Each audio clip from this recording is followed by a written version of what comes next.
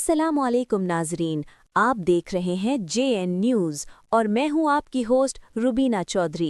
सबसे पहले नजर डालते हैं आज की अहम खबरों पर।